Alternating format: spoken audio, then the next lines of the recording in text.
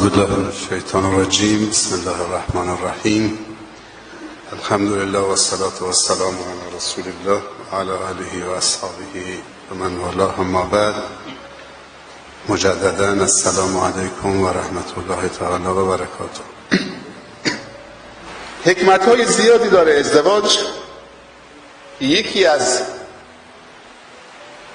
بزرگترین حکمت‌هاش حفظ عفت هست بعد از رضای خدا و خوشنودی خدا.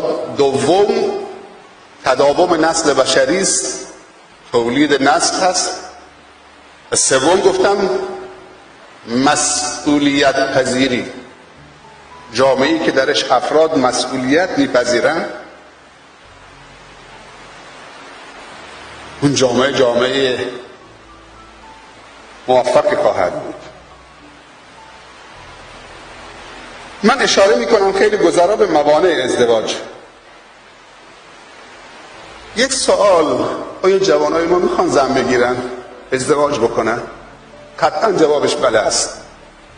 مثل این که من سوال بکنم آیا شما میخواید غذا بخورید، بخوابید، استراحت کنید؟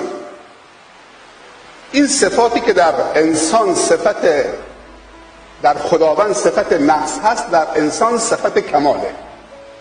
نیاز انسان به ازدواج، به همسر، به خواب، به استراحت، به غذا، اینا صفت کمال در انسان. اگه تحقق پیدا نکنه انسان مختل میشه.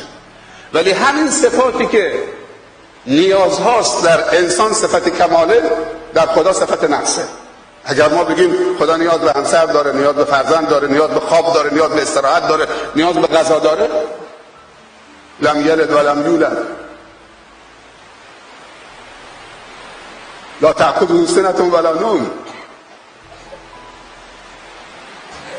پس اگر جوانت به خودش اجازه داد که تقاضا بکنه بابا من زن میخوام، ازدواج میخوام بکنم، باش برخورد نکن.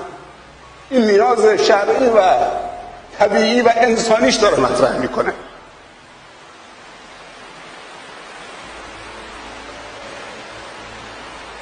نباید تعجب بکنیم چقدر پررو شده.